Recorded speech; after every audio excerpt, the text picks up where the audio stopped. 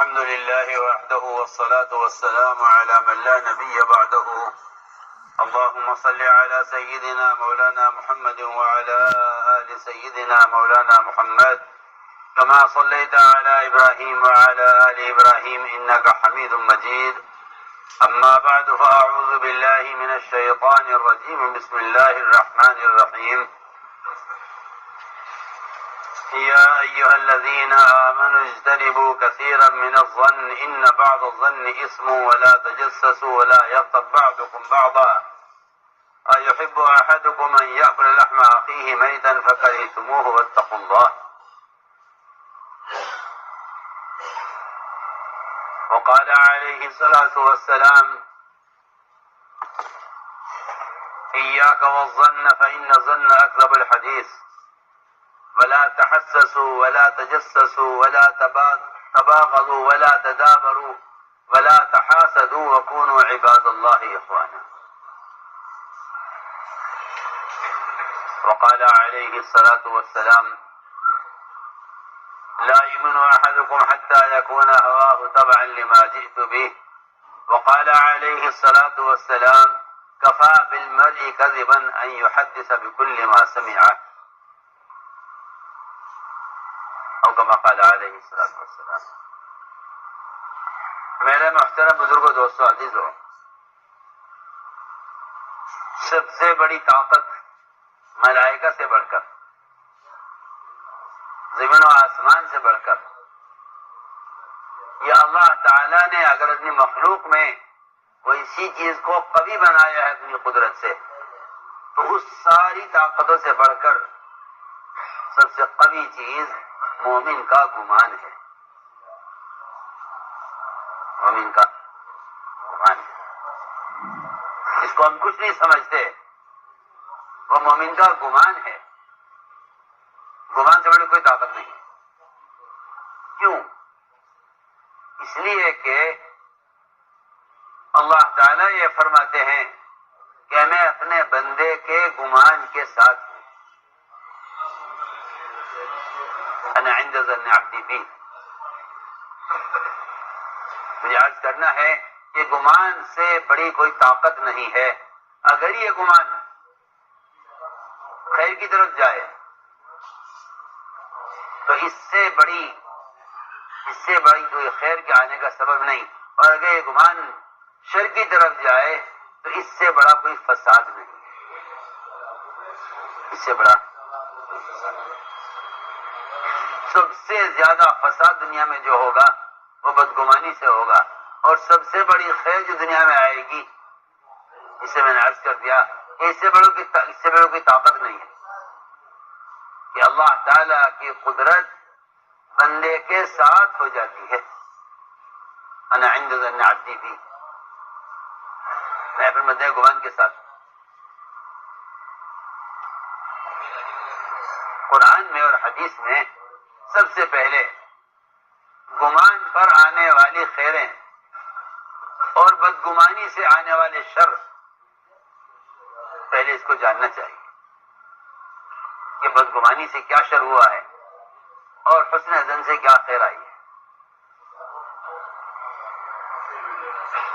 حسن ظن سے کیا خیر آئی ہے اور بدگمانی سے کیا شر آیا ہے، پہلے اس کو سمجھنا چاہیے.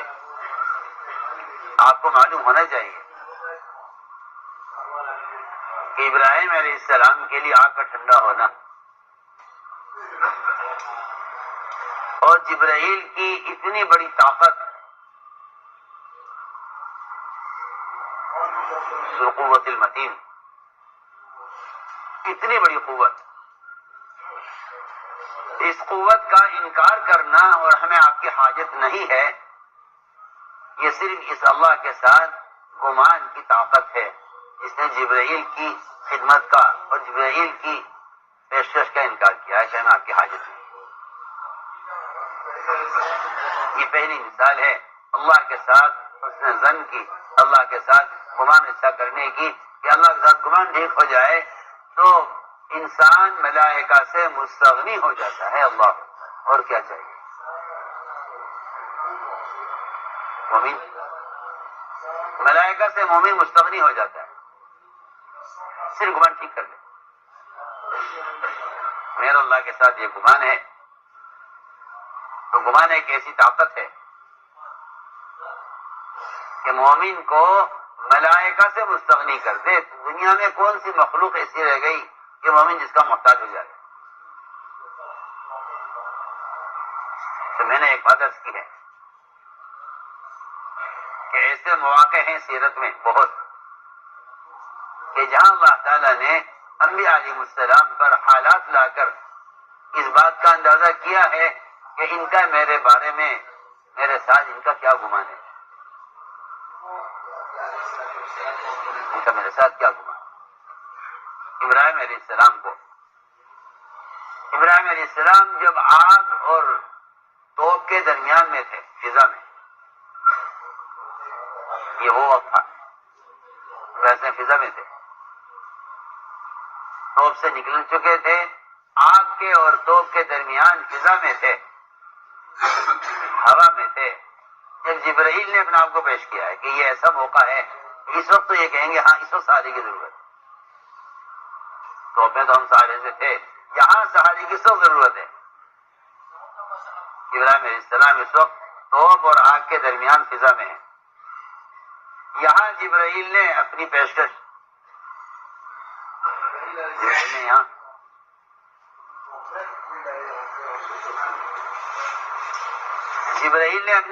یہاں کی ہے کہ ہم آپ کی خدمت کے لیے آتے ہیں. فرمایا اما الیک فلا، ہمیں آپ کی حاجت نہیں ہے، ہمارا امتحان ہو رہا ہے، ہم اپنے عمل سے یہ بات ثابت کریں گے کہ ہمیں آپ کی حاجت نہیں ہے. یہ میں نے ایک پہلی مثال دی ہے اللہ کے ساتھ گمان کرنے. آگے چلیے. حضور اکرم صلی اللہ علیہ وسلم کو جب سراقہ ابن مالک نے پا لیا، آپ نے فرمایا ابو بکر تمہارا کیا خیال ہے اس ذات کے بارے میں، تمہارا کیا گمان ہے اس ذات کے بارے میں جو ہمارے ساتھ تیسرا ہے، اور اس کے بارے میں کیا گمان ہے؟ تمہارا اس کے ساتھ کیا گمان ہے جو ہمارے ساتھ تیسرا ہے؟ یہاں بھی گمان ہے، یہاں بھی گمان ہے کہ اگر تمہارا اللہ کے ساتھ گمان یہ ہے کہ ہماری مدد کرنے والا ہے، تو پھر اللہ تعالی اس گمان کی بنیاد پر مدد کریں گے. اور اگر تمہارا خیال یہ ہے کہ ہم پر غالب آ جائیں گے، یہ اللہ کے ساتھ بدگمانی ہے. اور اللہ تعالی اپنے بندے کے گمان کے ساتھ ہیں. وہ تو حالات لا کر اپنے بندے کے گمان کا امتحان لینا چاہتے. اس کا مطلب گمان کیا ہے؟ حالات اگر اچھے ہوں، کوئی خطرہ ہی نہ ہو، تو گمان کا کوئی امتحان نہیں ہے. گمان کا امتحان برے حالات میں ہوتا ہے. گمان کا امتحان برے حالات میں ہوتا ہے. میں مثال عرض کر رہا ہوں کہ ادھر ابراہیم علیہ السلام کا آگ اور توپ کے درمیان میں ہونا، یہ گمان آپ کے گمان کا امتحان ہے. اور ابو الدرداء رضی اللہ تعالیٰ سے ہوگا آخر کہنا کہ آپ کا مکان جل رہا ہے، یہاں بھی گمان کا امتحان ہے. اگر تم اس خبر کا، ان کی نظر کا یقین کرتے ہو تو پھر ہمارا وعدہ پورا نہیں ہوگا، اور اگر تم نظر کا انکار کرتے ہو، خبر کا یقین کرتے ہو. دیکھیں دو چیزیں متضاد ہوتی ہیں، خبر اور نظر. خبر نظر، نظر اللہ سے بدگمان کرتی ہے. نظر اللہ سے بدگمان کرتی ہے. نظر اللہ سے بدگمان کرتی ہے کہ حالات تو یہ نظر آ رہے ہیں، ان حالات میں کیا ہو سکتا ہے. اسی لیے آپ دیکھیں گے کہ منافقین اللہ سے بدگمان رہتے تھے کیونکہ ان کی نظر حالات پر ہوتی تھی، اور صحابہ کرام اللہ سے گمان میں سچے رہتے تھے اس لیے کہ ان کی نظر حکم پر ہوتی تھی. حکم اور وعدے، کہ یہ حکم ہے، یہ وعدہ ہے. تو وہی آج یہ کرنا تھا کہ یہ مثالیں ہیں کہ اگر وہاں آگ ٹھنڈی ہوئی ابراہیم علیہ السلام کے لیے ان کے اللہ کے ساتھ گمان کرنے پر، تو یہاں ابو الدرداء کے لیے آگ ٹھنڈی ہو گئی ہے اللہ کے ساتھ گمان ٹھیک کرنے پر. یہ صحابی، ادھر ایک صحابی ہیں، ادھر ابراہیم علیہ السلام ہے.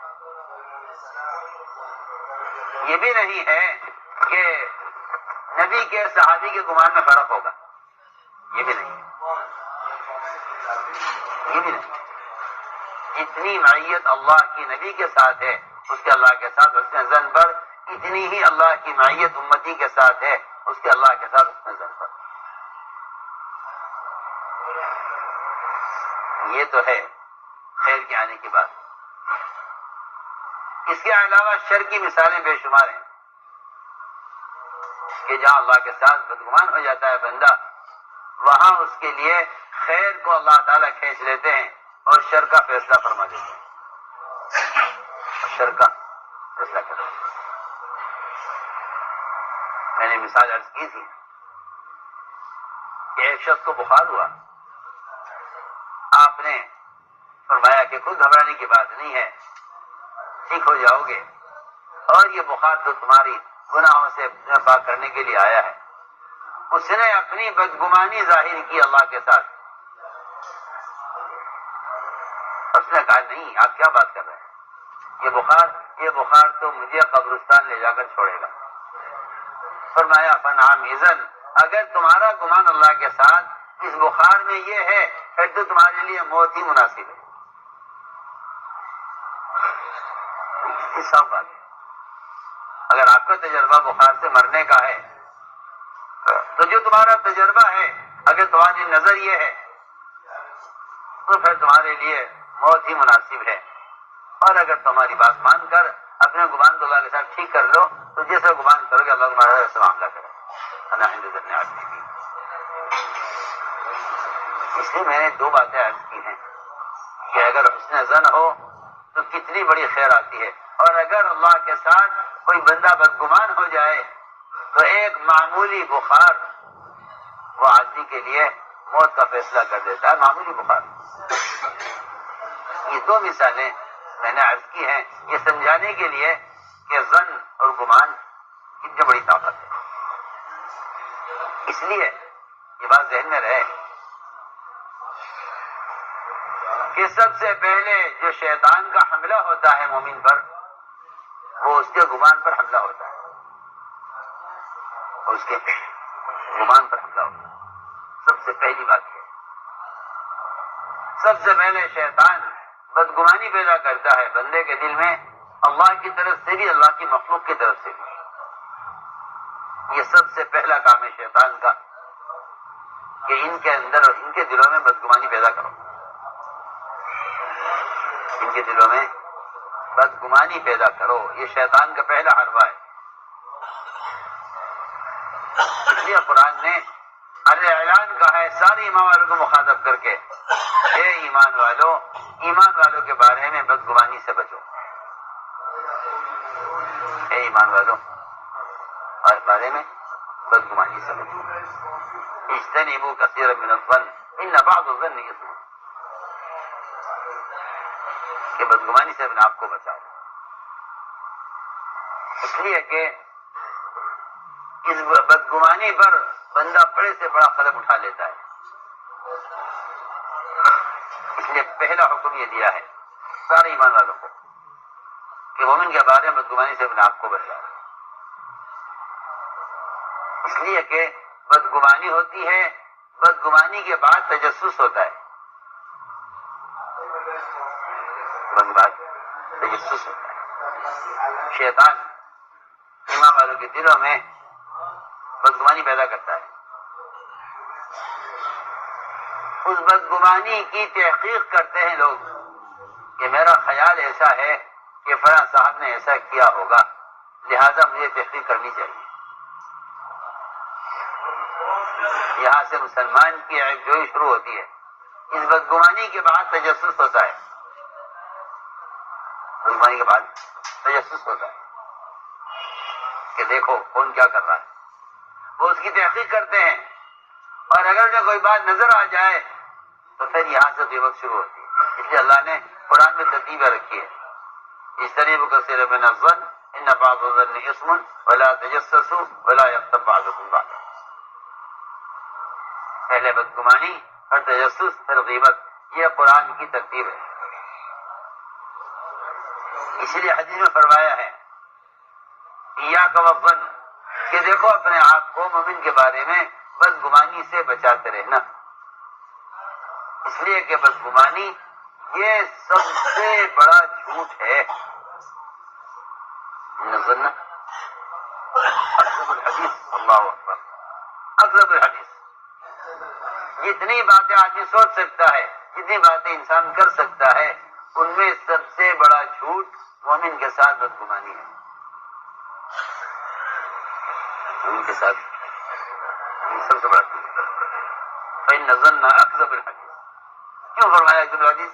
اس کی وجہ یہ ہے کہ بدگمانی دلوں میں شیطان پیدا کرتا ہے، اور وہ سب سے بڑا جھوٹا ہے۔ جو آدمی کوئی بدگمانی پر کوئی فیصلہ کر لے، وہ سب سے بڑا جھوٹا ہے اس حدیث کی وجہ سے، اس حدیث کی وجہ سے فرمایا ان الظن اکذب الحدیث، کہ بدگمانی شیطان دل میں پیدا کرتا ہے۔ جو اس بدگمانی کو سوچتا ہے یا اس کا ذکر کر دیتا ہے یا اس کو زبان پر لے آتا ہے، کہ یہ تمام جھوٹ کی شکلوں میں سب سے بڑی جھوٹ کی شکل ہے یہ، ان الظن اکذب الحدیث۔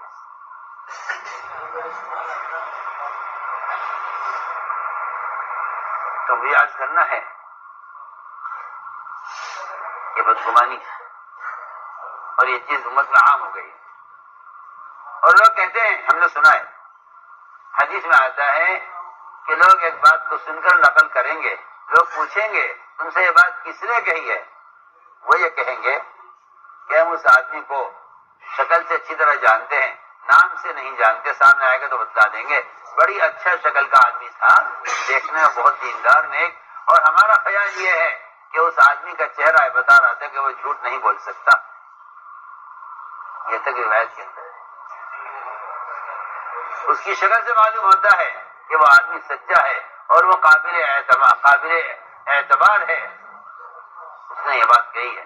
حدیث میں صراحتاً فرمایا کہ وہ شیطان ہی تھا جو ایک بزرگ کی شکل میں آ کر تمہارے سامنے ایک بات چھوڑ گیا ہے، اور تم یہ کہتے ہو کہ ہم اس کو شکل سے جانتے نام سے نہیں جانتے، میں دوبارہ نہیں آئے گا۔ وہ شیطان تھا جو تمہارے درمیان ایک بدگمانی پیدا کر کے چلا گیا ہے، اس لیے فرمایا، اس لیے آدمی فرمایا ایک آدمی کے جھوٹا ہونے کے لیے اتنا کافی ہے کہ وہ سنی ہوئی بات کو آگے نقل کر دے، سنی ہوئی بات کو آگے نقل کر دے، سنی ہوئی بات کو آگے نقل کر دے، ایک آدمی کے جھوٹا ہونے کے لیے کافی ہے۔ سوال اس بات کا ہے، سوال اس بات کا ہے کہ جب یہ گمان اتنی بڑی طاقت ہے، جب یہ گمان اتنی بڑی طاقت ہے، تو پھر ہم اس گمان کو مومن کے بارے میں اچھا بنا کر اس کے ذریعے سے خیر کیوں نہیں حاصل کرتے؟ میں ایک مثال عرض کرتا ہوں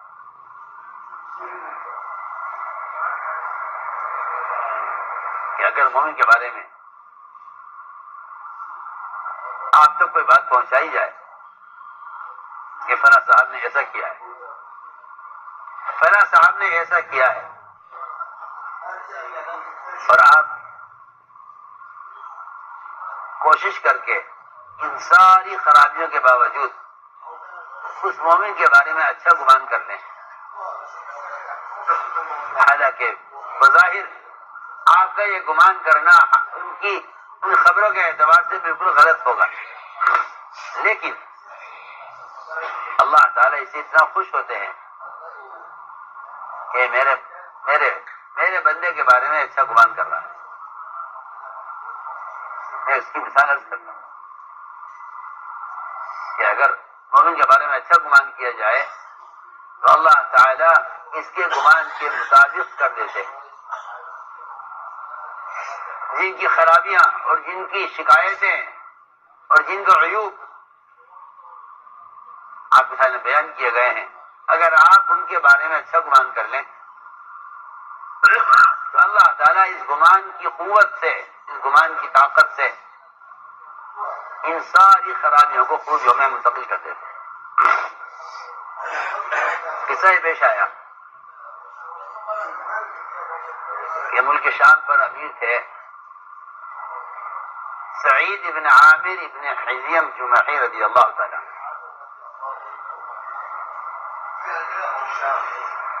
سعید بن عامر یہ امیر سے ملک شام پر. ملک شام کے عوام نے اپنے امیر کی شکایت کی حضرت عمر رضی اللہ تعالیٰ اور یہ کہا منی اس آدمی کے اندر کچھ ایسی چیزیں ہیں جس سے ہم پریشان ہیں.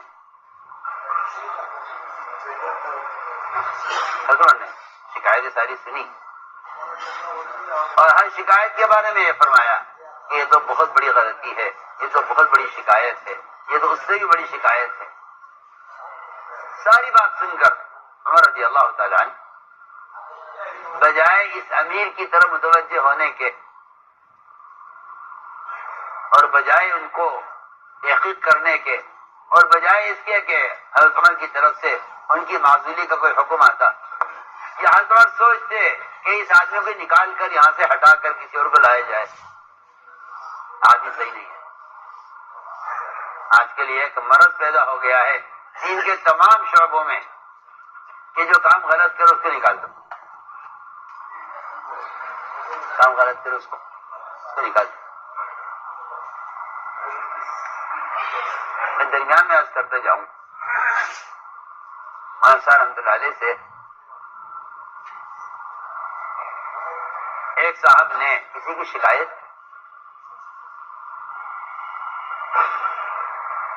اور بہت معتمد ساتھی تھے, بہت قریب حضرت کے بہت معتمد, کیا جی میں آپ سے صحیح کہہ رہا ہوں کہ یہ آدمی ایسا ایسا ہے. حضرت نے فرمایا اگر تم 10 متبادل اس سے بہتر مجھے لا کر دے دو, کتنے 10 متبادل اس سے بہتر لا کر دے دو, پھر بھی میں اس آدمی کو نہیں ہٹاؤں گا. تم 10 لے آؤ اس کے متبادل. تمہارا خیال یہ ہے نا اسے نکال دو گے دوسرا آ جائے گا. کہ اس کے متبادل 10 آدمی لے آؤ, پھر بھی میں اس کو نہیں نکالوں گا. فرمایا کہ اس کا طریقہ یہ نہیں تھا. سوال آپ سے اس بات کا ہے کہ آپ نے اس کی غلطی کو دیکھ کر اللہ کے سامنے اس مسئلے کو پیش کیا یا نہیں کیا.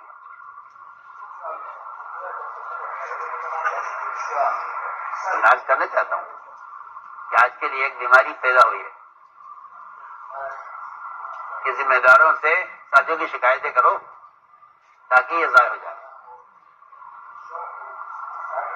حالانکہ صحیح حدیث ہے, آپ نے فرمایا کوئی میرے پاس میرے کسی ساتھی کی شکایت لے کر نہ آئے ہرگز. میرا دل چاہتا ہے کہ میں تمہارے سامنے نکلوں تو میرا سینہ سب کی طرف سے صاف ہو. یہ صحیح روایت ہے, غالباً ابو داؤد شریف کی روایت ہے کہ میرے پاس کوئی میرے ساتھی کی شکایت نہ لائے. انی احب ان اخرج الیکم وانا سلیم الصدر, میں تمہارے سامنے نکلوں تو میرا سینہ سب کی طرف صاف ہونا چاہیے. تو میں بہت اہم بات کرنا چاہتا تھا. چلو شکایت کرتے ہیں ایک دوسرے کی اور یہ سمجھتے ہیں کہ شکایت کرنے سے شکایت کرنے والا تو قریب ہو جائے گا اور جس کی شکایت کی گئی ہے وہ راستے سے ہٹ جائے گا. اس لیے زمانے میں شکایت کرنے والوں کو قریب کیا جاتا ہے اور شکایت کرنے والوں کو انعام ملتا ہے. حالانکہ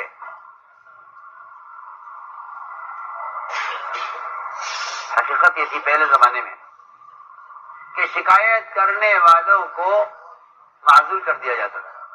میں کچھ بہت کام کی بات کرتا ہوں. شکایت کرنے والے کو معذور کر دیا جاتا تھا.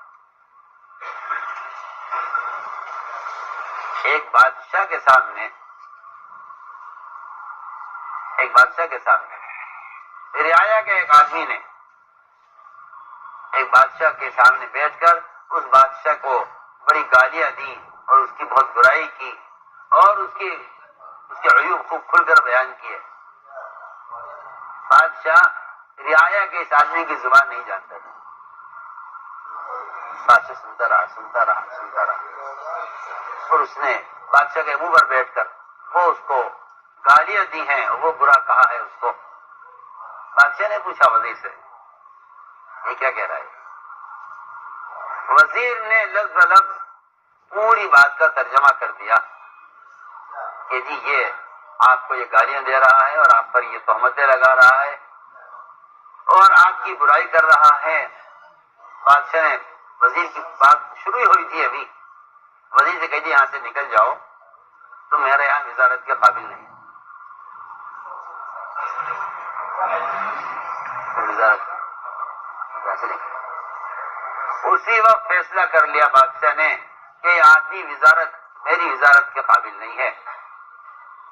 اس نے بہت قسمیں کھائی بادشاہ کے سامنے کہ میں سچ بول رہا ہوں، میں نے اس کی بات کا آپ کو ترجمہ کیا ہے، میں امانت دار آدمی ہوں۔ کہ نہیں، تم یہاں سے نکل جاؤ۔ وزیر اعتبار ہو گیا، پوچھا بادشاہ نے اس آدمی کی زبان تمہیں کوئی جانتا ہے؟ ایک تو کھڑا ہوا کہ جی ہاں میں اس کی زبان جانتا ہوں، تمہیں آؤ ترجمہ کرو اس کی بات۔ وہ آیا اور اس نے دوبارہ اس نے ساری بات اپنی دہرائی، رعایا کے آدمی نے۔ بادشاہ سنتا رہا۔ بادشاہ نے اس سے کہا، اس شخص سے کہ بتاؤ یہ کیا کہہ رہا ہے؟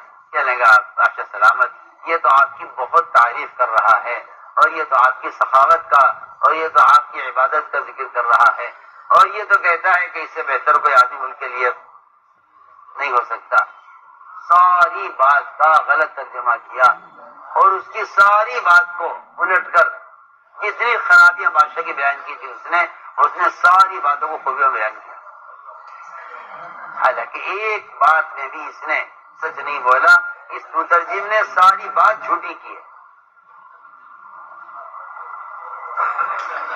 بادشاہ نے ساری بات سن کر کہا کہ تم میرے یہاں وزارت کے قابل ہے۔ کسی شخص نے کہا بادشاہ سلامت اس نے جھوٹ بولا ہے۔ بادشاہ نے کہا یہ جھوٹ بول کر رعایا کو مجھ سے جوڑنا چاہتا ہے اور تم سچ بول کر رعایا کو مجھ سے کاٹنا چاہتے ہو۔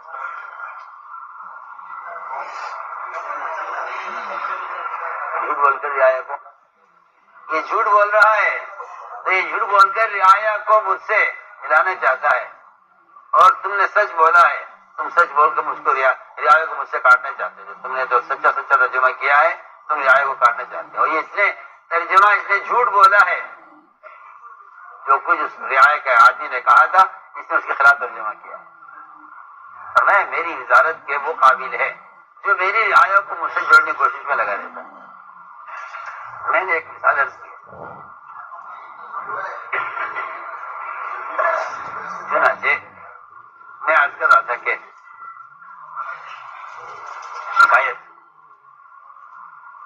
شکایت کرنے والے اس زمانے میں یہ ہوا کرتا تھا کہ اگر کوئی کسی کے بارے میں کوئی بات کہتا تھا تو اس کہنے والے کو ایسا جواب دیا جاتا تھا کہ اس کی ہمت نہیں ہوتی تھی دوبارہ شکایت کرنے کی۔ امام شافعی رحمۃ اللہ علیہ کے پاس ایک شخص آیا اور آ کر سنایا کہ فلاں صاحب نے آپ کے بارے میں یہ کہا ہے، یہ کہا ہے، یہ کہا ہے، یہ کہا ہے، ساری باتیں سچی ہیں۔ امام شافعی رحمۃ اللہ علیہ نے ساری بات سنی، پوری بات سن کر یہ فرمایا کہ اگر تم ان تمام باتوں میں بالکل سچے ہو پھر تو تم چغل خور ہو اور چغل خور جنت میں داخل نہیں ہوگا، اور اگر تم جھوٹ بول رہے ہو میرے دشمن کی طرف سے جو باتیں نقل کر رہے ہو مجھے، اگر اس میں تم جھوٹے ہو تو تم فاسق ہو، فاسق جنت میں داخل نہیں ہوگا۔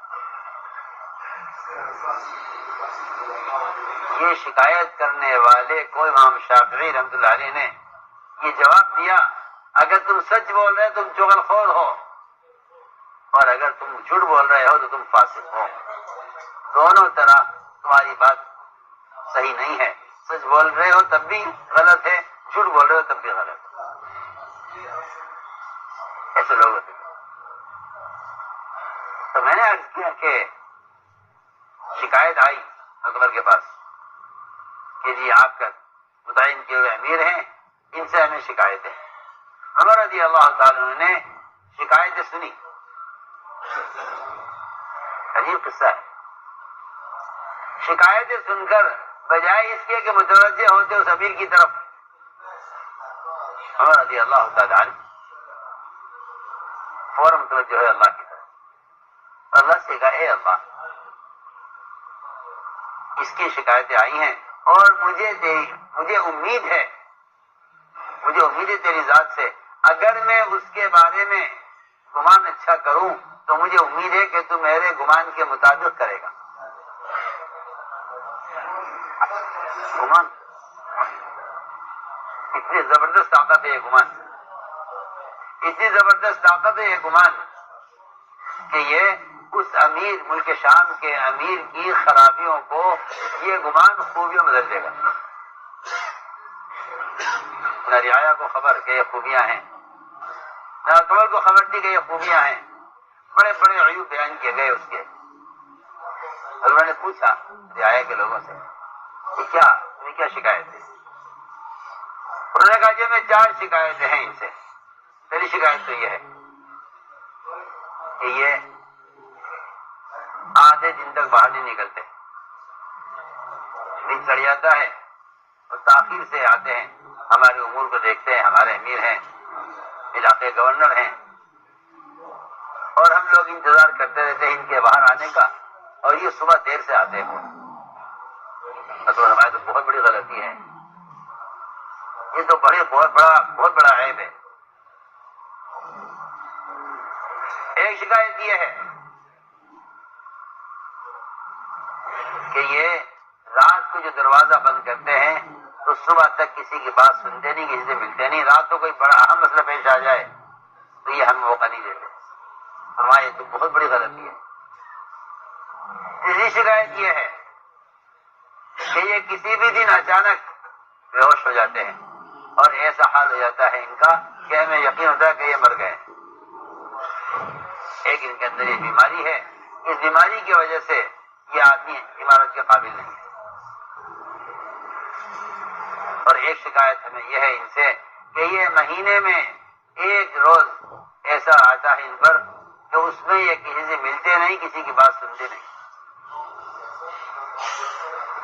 حضرت نے فرمایا کہ میں طلب کرتا ہوں، میں نے عرض کیا عمر رضی اللہ تعالیٰ عنہ یہ بات سنتے ہی اللہ کی طرف متوجہ ہوئے اور یہ کہا اے اللہ میرا تو اس ایمان والے کے بارے میں اچھا گمان ہے، تو اس پر قادر ہے کہ جیسا میرا گمان ہے اس کے بارے میں تو ایسا کر۔ میں اس میں مثال دے رہا ہوں گمان کی، بس گمان کی مثال دے رہا ہوں۔ مومن کے بارے میں اچھا گمان، مومن کے بارے میں اچھا گمان۔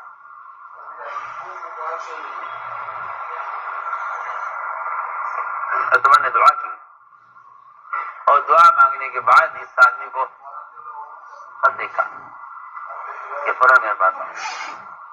چنانچہ رعایا کے لوگ بھی آئے، یہ خود بھی آئے، امیر عمر رضی اللہ عنہ نے فرمایا کہ یہ تمہاری شکایتیں کر رہے ہیں۔ پہلی شکایت ان کو تم سے اس بات کی ہے کہ دن چڑھنے تک تم باہر نہیں آتے۔ اگر مومنین بات یہ ہے اللہ تعالی نے میری بیوی کا نفقہ اور اس کا کھانا میرے ذمہ کیا ہے، نہ اس کے ذمہ کمانا ہے نہ اس کے ذمہ پکانا ہے، کھانا تیار کرنا، کھانا مہیا کرنا، کمانا میرے ذمہ ہے۔ میں صبح اٹھ کر آٹا پیستا ہوں، تیار کرتا ہوں، اسے گوندتا ہوں، گوندنے کے بعد جب اس کا خمیر ہو جاتا ہے اس کی روٹی تیار کر کے اپنا اور بیوی کا کھانا تیار کر کے اس کو کھانا دے کر میں باہر آتا ہوں، اس میں داخل ہوں۔ لیکن شریعت نے کمانا اور پکانا اس ذمہ نہیں کیا، میرے ذمہ کیا، نفقہ سکنا میرے ذمہ ہے، اس کا کھانا میرے ذمہ ہے۔ اس لیے مجھے تاخیر ہوتی ہے آنے میں کہ میں گھر والوں کے کہ کھانا تیار کر کے انہیں کھانا کھلا کے باہر آتا ہوں۔ حضرت نے فرمایا اے اللہ تیرا شکر ہے کہ تو نے اس خرابی کو خوبی میں اور اس عیب کو اچھی خاطر میں تبدیل کر دیا۔ میں اور کیا شکایت ہے؟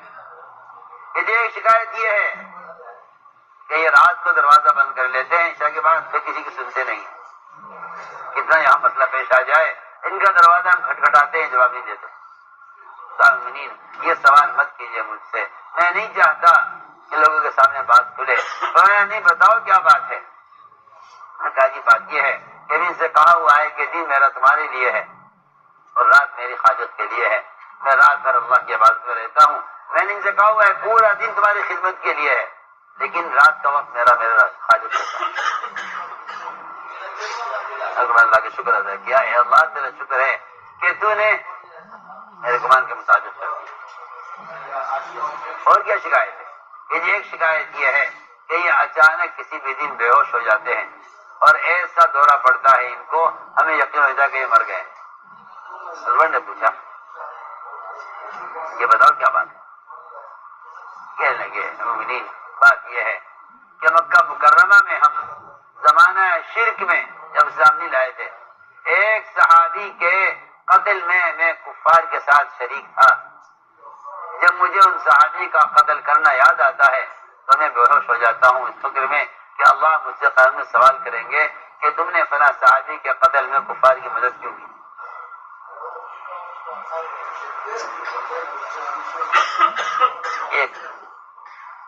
لیکن یہ بتاؤ کہ یہ کیا بات ہے کہ تم مہینے میں ایک دن چھٹی کرتے ہو؟ اے مومنین میں ایک کرتا مدینے سے لے کر چلا تھا، میں مہینے میں ایک مرتبہ اس کرتے کو دھوتا ہوں اور وہ اونی کرتا ہے، اس کے سوکھنے میں وقت لگتا ہے، جب وہ سوکھ جاتا ہے تو وہ سخت ہو جاتا ہے، میں پھر اس کو رگڑتا ہوں تاکہ اس کا کھردراپن ختم ہو، کیونکہ وہ اتنا سخت ہو جاتا ہے کہ اس کو پہن نہیں سکتے۔ میں اس کو رگڑتا ہوں، اس میں وقت لگ جاتا ہے۔ مہینے میں ایک دن چاہیے ہوتا ہے مجھے صرف اپنے کپڑے تیار کرنے کے لیے، اس لیے میں ایک دن چھٹی کرتا ہوں۔ حضرت رضی اللہ عنہ نے فرمایا کہ یہ خوبیاں ہیں، واقعی میں کہتا ہوں کہ حضرت عمر غصے میں تھے بہت، لیکن اللہ تعالیٰ سے جب عمر رضی اللہ عنہ نے دعا کی، اے اللہ میرا تیرے ساتھ اس آدمی کے بارے میں اچھا گمان ہے، تو اللہ نے ان ساری خرابیوں کو خوبیوں میں تمہیں تو ایک مثال دے رہا ہوں۔ میرے محترم دوستو، میں نے عرض کیا کہ پہلی ذمہ داری یہ ہے کہ مومن کے ساتھ ہمیشہ اچھا گمان۔ حدیث میں اس کی بڑی تاکید ہے کہ مومن کے بارے میں بدگمانی سے بچو، مومن کے بارے میں بدگمانی سے بچو، کہ شیطان تمہارے درمیان تفریق پیدا کرنے کے لیے اور تمہارے درمیان فساد پیدا کرنے کے لیے تمہارے دلوں میں تمہارے بھائیوں کی طرف سے بدگمانی پیدا کرتا ہے۔ جب آدمی کے پاس شیطان کو خبر لاتا ہے تو یہ اس خبر کو آگے بڑھا دیتے ہیں، خبر کو آگے بڑھا دیتے ہیں، خبر سنتے آگے بڑھا دیتے ہیں۔ آج کل یہ ایسا معمول بن گیا ہے کہ جو آدمی کوئی بات سنتا ہے وہ اس بات کو آگے بڑھا دیتا ہے، اس بات کو وہ سن کر آگے بڑھا دیتا ہے۔ اس لیے فرمایا کہ ایک آدمی کے جھوٹا ہونے کے لیے اتنا کافی ہے کہ وہ سنی ہوئی بات دوسرے کو نقل کر دے، سنی ہوئی بات دوسرے کو نقل کر دے۔ ایک آدمی کے جھوٹا ہونے کے لیے اتنا کافی ہے کہ سنی ہوئی بات کو آگے نقل کر دے، سنی ہوئی بات کو آگے نقل کر دے۔ ایک آدمی کے جھوٹا ہونے کے لیے اتنا کافی ہے۔